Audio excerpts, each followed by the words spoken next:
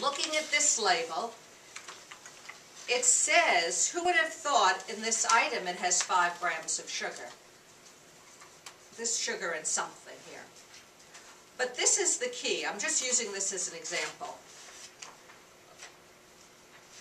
Most people looking at this would say it has 5 grams of sugar in this box. How many people are going to tell me how many grams of sugar this really has? Okay, we're going to take someone who doesn't know. Oh, 33. Now, how many sugars in this box of fettuccine Alfredo? Oh, in the box. In the whole box, how many grams of sugar? Correct.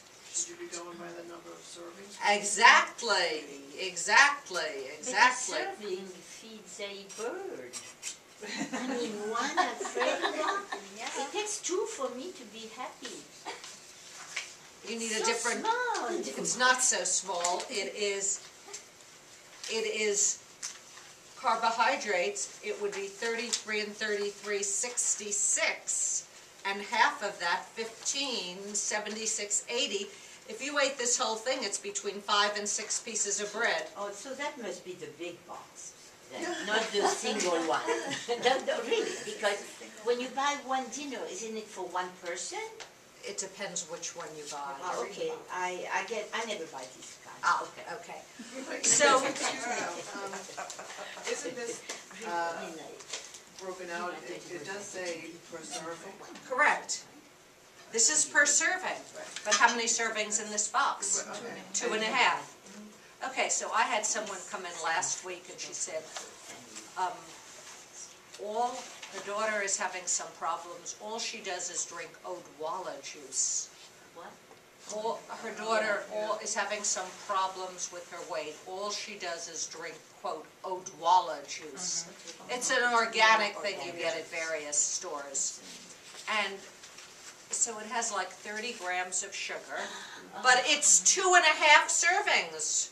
I had one client who actually became diabetic drinking vitamin water, not the vitamin water zero, the regular vitamin water, because he never looked, vitamin water looks good, and he didn't realize it's 13 grams of sugar, but they're 2.5 servings in a bottle. So whenever you look at something, you have to look not at what I think the serving size is, the label by law has to give you the information. Okay? That's critical. What do they define as a serving size? And clearly, most foods in the actual serving size is small. We would call small, or much smaller than people normally consume. So you generally have to take the number, take the fat, take the calories, take the sugar, and double or triple it. Yes? I'm coming in late, so I hate to.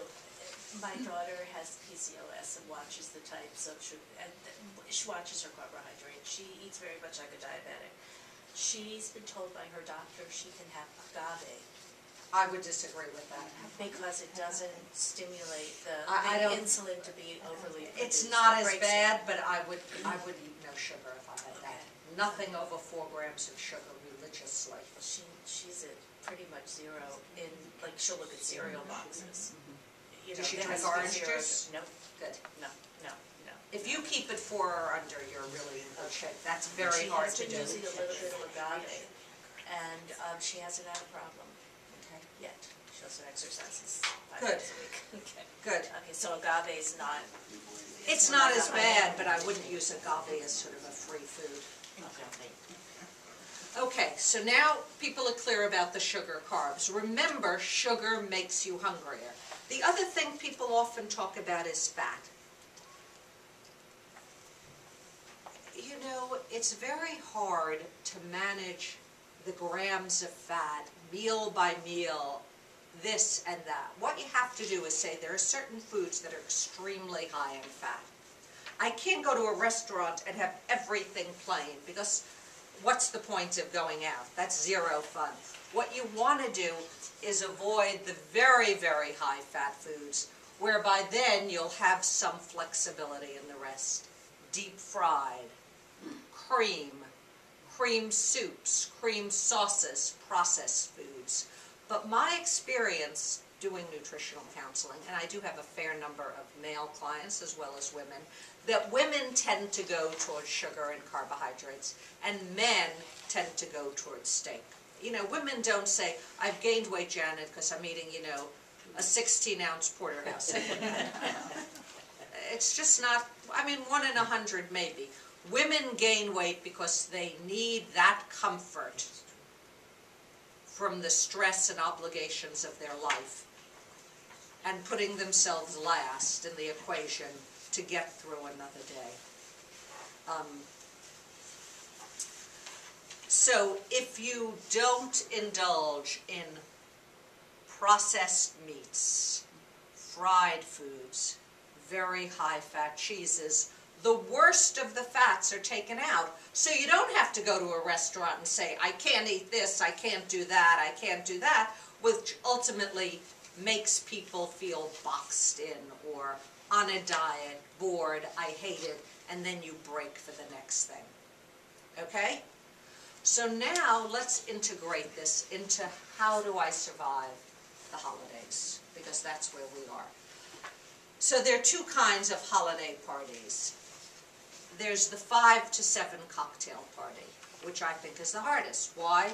Because most people between 4 and 6 are at their hungriest. Their blood sugar level is falling, they're hungry anyway, you get there are a million things, a million choices. First of all, never go to a party hungry. You have to eat a good lunch, and maybe a piece of fruit, maybe some